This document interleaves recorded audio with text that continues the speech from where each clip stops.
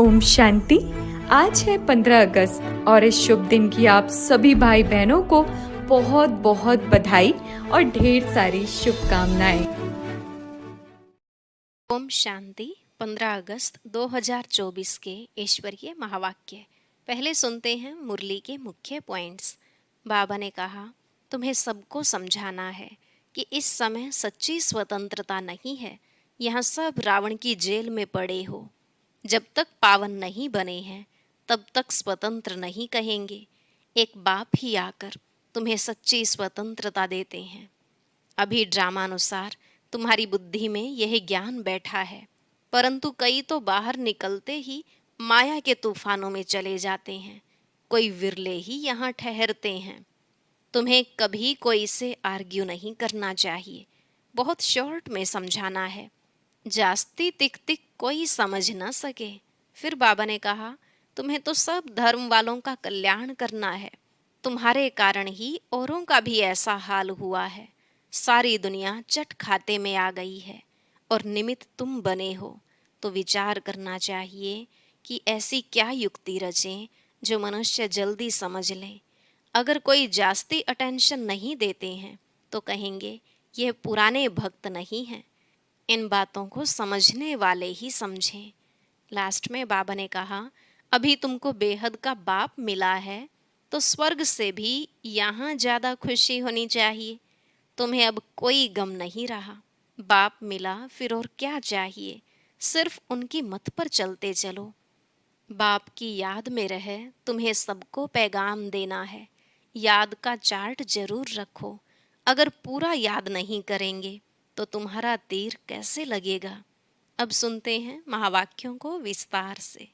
बाबा ने कहा, मीठे बच्चे, बाप आया है तुम्हें सच्ची स्वतंत्रता देने, जमघटों की सजाओं से मुक्त करने, रावण की परतंत्रता से छुड़ाने। प्रश्न, बाप और तुम बच्चों की समझाने में मुख्य अंतर कौन सा है? उत्तर, बाप जब समझाते हैं तो मीठे बच्चे कहकर समझाते हैं, जिससे बाप की बात का तीर लगता है। तुम बच्चे आपस में भाइयों को समझाते हो, मीठे बच्चे नहीं कह सकते। बाप बड़ा है इसलिए उनकी बात का असर होता है। वह बच्चों को रियलाइज कराते हैं, बच्चों तुम्हें लज्जा नहीं आती, तुम पतित बन गए, अब पावन बनो। ओम शांति। बेहद का रूहानी बाप बेहद के रूहानी बच्चों को बैठ समझाते हैं। अब यह बेहद का बाप और बेहद के बच्चे ही जानते हैं, और कोई न बेहद के बाप को जानते हैं न बेहद के बच्चे अपने को मानते हैं। ब्रह्मा मुख वंशावली ही जानते और मानते हैं, और कोई तो मान भी नहीं सकेंगे। ब्रह्मा भी जरूर चाहिए, जिसको आदि देव कहते हैं, जिसमें बाप की प्रवेशता होती है। बाप आकर क्या करते हैं? कहते हैं पावन बनना है। बाप की श्रीमत है, अपने को आत्मा निश्चय करो। बच्चों को आत्मा का परिचय भी दिया है। आत्मा भ्रिकुटी के बीच में निवास करती है। बाबा ने समझाया है, आत्मा अविनाशी है, इनका तख्त यह विनाशी शरीर है। यह बातें तुम जानते हो कि हम सब आत्माएं आपस में भाई भाई एक बाप के बच्चे हैं। ईश्वर सर्वव्यापी कहना यह भूल है। तुम अच्छी रीति समझाते हो, हर एक में 5 विकारों की प्रवेशता है। तो कई समझते हैं यह ठीक बोलते हैं, हम भाई भाई हैं तो जरूर बाप से वर्षा मिलना चाहिए। परंतु यहाँ से बाहर निकलते हैं तो माया के तूफानों में चले जाते हैं। कोई विरले ठहरते हैं। सब जगह यह हाल होता है। कोई थोड़ा अच्छा समझते हैं तो जास्ती समझने की कोशिश करते हैं। अभी तुम सबको समझा सकते हो। अगर कोई जास्ती अटेंशन नहीं देते हैं तो कहेंगे यह पुराने भक्त नहीं हैं। इन बातों को तो समझने वाले ही समझें। कोई नहीं समझते हैं तो फिर समझा भी नहीं सकते हैं। तुम्हारे पास भी नंबरवार हैं। कोई अच्छा आदमी होता है तो उनको समझाने के लिए ऐसे अच्छे को भेजा जाता है, शायद कुछ समझ जाए। यह तो जानते हैं बड़े आदमी इतना जल्दी नहीं समझेंगे। हाँ, ओपिनियन देते हैं, इनकी समझानी बहुत अच्छी है। बाप का परिचय पूरा देते हैं, परंतु खुद को फुर्सत ही कहाँ है। तुम कहते हो बेहद के बाप को याद करो तो विकर्म विनाश हो। अभी तुम समझते हो बाप डायरेक्ट हम आत्माओं से बात करते हैं। डायरेक्ट सुनने से तीर अच्छा लगता है, वह बीके द्वारा सुनते हैं। यहाँ परम पिता परमात्मा ब्रह्मा द्वारा डायरेक्ट समझाते हैं। हे बच्चों, तुम बाप का कहना नहीं मानते हो। तुम सब तो कोई को ऐसे नहीं कह सकेंगे ना। वहाँ तो बाप नहीं है, यहाँ बाप बैठे हैं, बाप बात करते हैं। बच्चे, तुम बाप की भी नहीं मानेंगे। अज्ञान काल में भी बाप की समझानी और भाई की समझाने में फर्क पड़ता है। भाई का इतना असर नहीं पड़ेगा जितना बाप का असर पड़ेगा। बाप फिर भी बड़ा हुआ ना तो डर रहेगा। तुमको भी बाप समझाते हैं, मुझ अपने बाप को याद करो। तुमको शर्म नहीं आती? तुम घड़ी घड़ी मुझे भूल जाते हो। बाप डायरेक्ट कहते हैं तो वह असर जल्दी पड़ता है। अरे, बाप का कहना नहीं मानते हो? बेहद का बाप कहते हैं यह जन्म निर्विकारी बनो तो 21 जन्म निर्विकारी बन पवित्र दुनिया का मालिक बनेंगे। यह नहीं मानते हो? बाप के कहने का तीर कड़ा लगता है, फर्क तो रहता है। ऐसे भी नहीं कि सदैव नए नए से बाबा मिलते रहेंगे। उल्टे सुल्टे प्रश्न करते हैं, बुद्धि में नहीं बैठता, क्योंकि यह है बिल्कुल नई बात। गीता में श्री कृष्ण का नाम लिख दिया है, वह तो हो नहीं सकता। अभी ड्रामानुसार तुम्हारी बुद्धि में बैठा है। तुम बच्चे भागते हो हम बाबा के पास जाएं, डायरेक्ट मुरली सुने। वहाँ तो भाइयों द्वारा सुनते थे, अब बाबा से सुने। बाप का असर होता है। बच्चे बच्चे कह बात करते हैं। बच्चे, तुम्हें लज्जा नहीं आती? बाप को याद नहीं करते हो? बाप के साथ तुम्हारा प्यार नहीं है?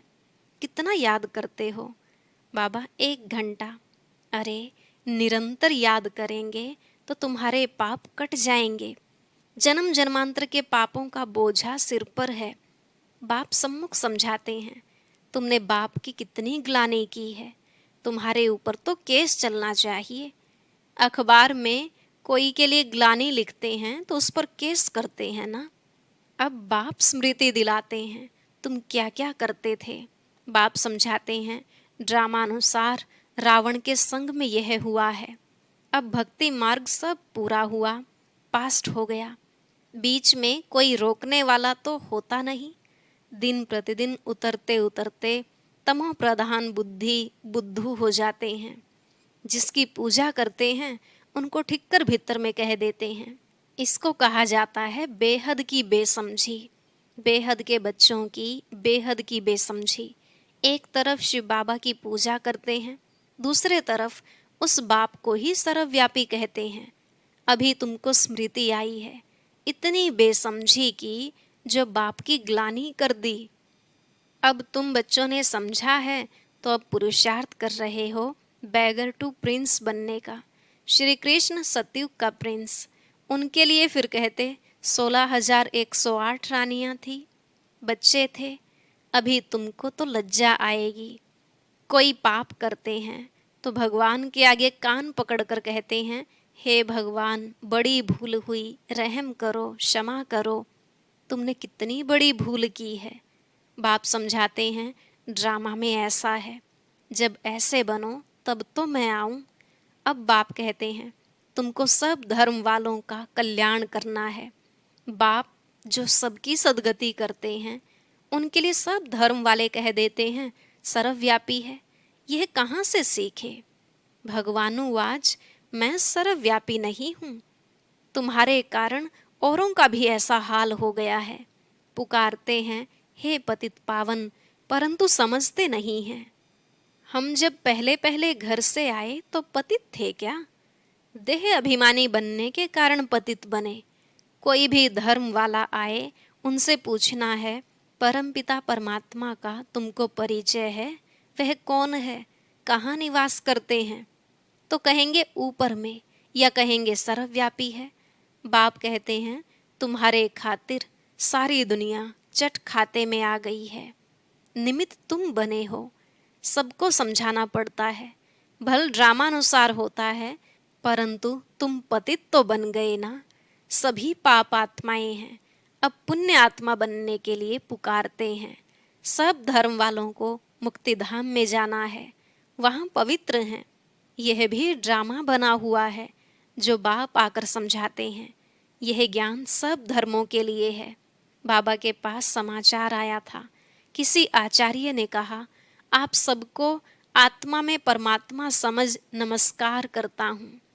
अब इतने सब परमात्मा हैं क्या? कुछ भी समझ नहीं। जिन्होंने भक्ति जास्ती नहीं की है वह ठहरते नहीं हैं। सेंटर्स में भी कोई कितना समय ठहरते हैं। इससे समझना चाहिए कि भक्ति कम की है, इसलिए ठहरते नहीं हैं। फिर भी जाएंगे कहाँ? दूसरी कोई हट्टी तो है नहीं।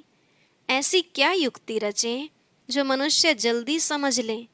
अभी तो सबको पैगाम देना है। यह कहना है कि बाप को याद करो।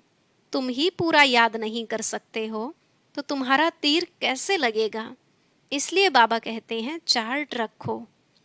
मुख्य बात है ही पावन बनने की। जितना पावन बनेंगे उतना नॉलेज धारण होगी, खुशी भी होगी। बच्चों को तो बहुत खुशी होनी चाहिए, हम सबका उद्धार करें। बाप ही आकर सद्गति करते हैं।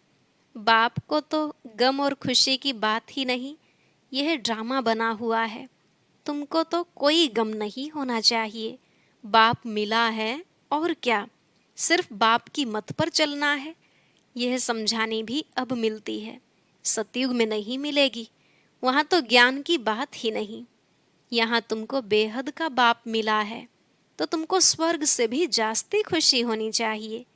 बाप कहते हैं विलायत में भी जाकर तुमको यह समझाना है। सभी धर्म वालों पर तुमको तरस पड़ता है। सभी कहते हैं हे भगवान रहम करो, ब्लिस करो, दुख से लिबरेट करो, परंतु समझते कुछ नहीं। बाप अनेक प्रकार की युक्तियां बतलाते हैं। सबको यह बतलाना है कि तुम रावण की जेल में पड़े हो। कहते हैं स्वतंत्रता मिले, परंतु वास्तव में स्वतंत्रता कहाँ किसको जाता है यह कोई जानता नहीं है। रावण की जेल में तो सब फंसे हुए हैं। अभी सच्ची स्वतंत्रता देने के लिए बाप आए हैं, फिर भी रावण की जेल में परतंत्र होकर पाप करते रहते हैं। सच्ची स्वतंत्रता कौन सी है यह मनुष्यों को बतलाना है। तुम अखबार में भी डाल सकते हो, यहाँ रावण के राज्य में स्वतंत्रता थोड़ी ही है। बहुत शॉर्ट में लिखना चाहिए, जास्ती तिक तिक कोई समझ ना सके।